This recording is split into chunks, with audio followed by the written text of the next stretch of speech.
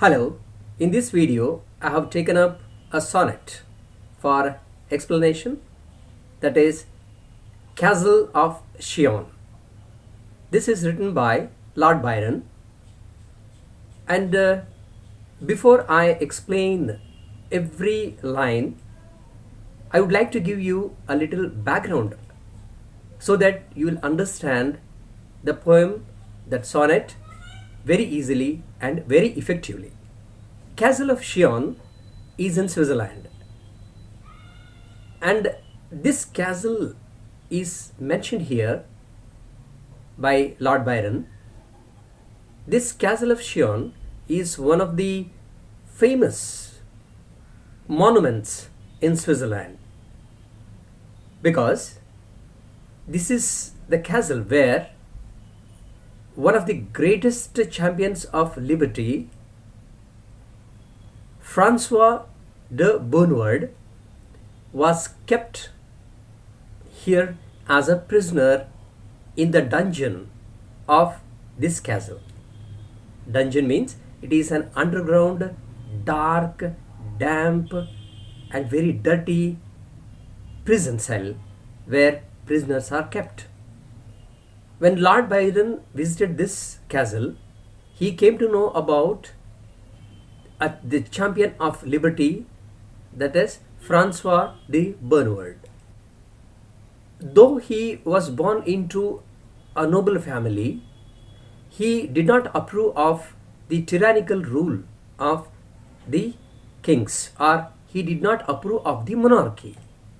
He sided with republican rule because he was the greatest champion of liberty.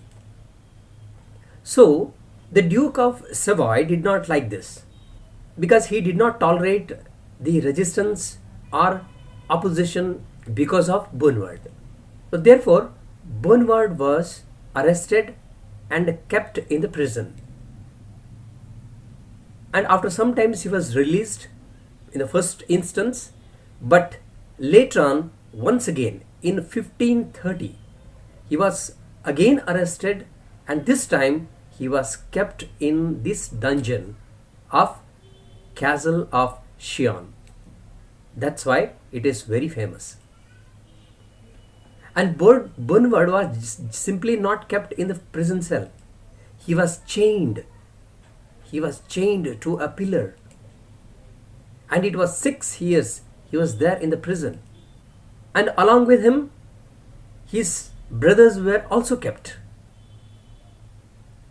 And Bonneward saw his brothers, his siblings, dying in front of him. But still, he did not budge. He did not surrender. He did not backtrack. He kept on opposing the Duke of Savoy. And after that 6 years, this castle was captured by Bernese forces, and then he was released. So therefore, when Byron came to know about the greatness of this man, he wrote a long narrative poem, Prisoner of Chillon. And this is it. Now let me explain you line by line. This sonnet is in Miltonic form, Miltonic sonnet we call. First 2 stanzas, they are called quatrains, and the concluding 6 lines are called sestet, and it has 6 lines. So let me start. Eternal spirit of the chainless mind, brightest in dungeons, liberty thou art. Now, in the first 2 lines, you find that Lord Byron is addressing the liberty. Thou art, he says. Thou art means you are. You are, what are you? You are the eternal spirit. Eternal means never ending, ceaseless. You are the ceaseless spirit of the chainless mind, he says.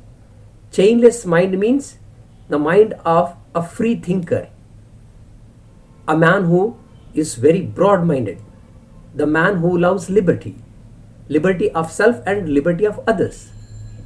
So he says that liberty is that which is the spirit of the people, those who love liberty. And he says that it is brightest in dungeons. Bonward was kept in dungeon, and like that many people. Even we can remember here Nelson Mandela, the great South African who fought for the freedom of his people. So the spirit of liberty is brightest in dungeons, he says. Actually, dungeon is a place where it is very damp, it is dark, and no sun rays enter there. For there thy habitation is the heart. For means here because you are the spirit of such a people, because you inhabit, or your abode is the heart of those people, those who love liberty. The heart which love of thee alone can bind. So what a beautiful line it is. So that means nothing can bind their spirit. These people are so very great that only the love of freedom only can bind them. Otherwise, nothing else can bind them, because they are born free and they live freely, and even they die for freedom. And when thy sons to the fetters are consigned, to fetters and the damp vault, dayless gloom. Dayless gloom means totally dark. Dayless, that is dark, it's night. Dayless gloom, every time there is a gloom. Atmosphere is very gloomy and damp, because it is underground and it is always cold there. And these people are consigned. Consigned means here they are bound. So they are bound by fetters. Fetters means chains. They are chained.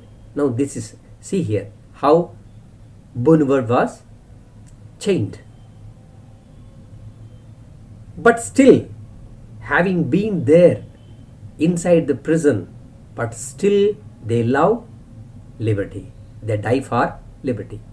Their country conquers with their martyrdom. Their country here means the burners' forces.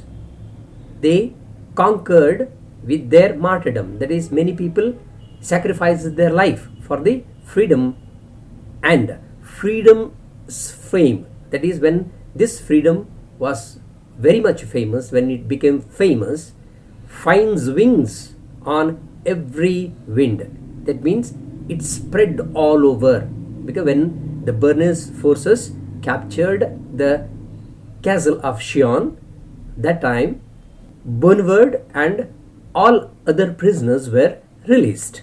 So therefore, this happy occasion, the message of this celebration went all over.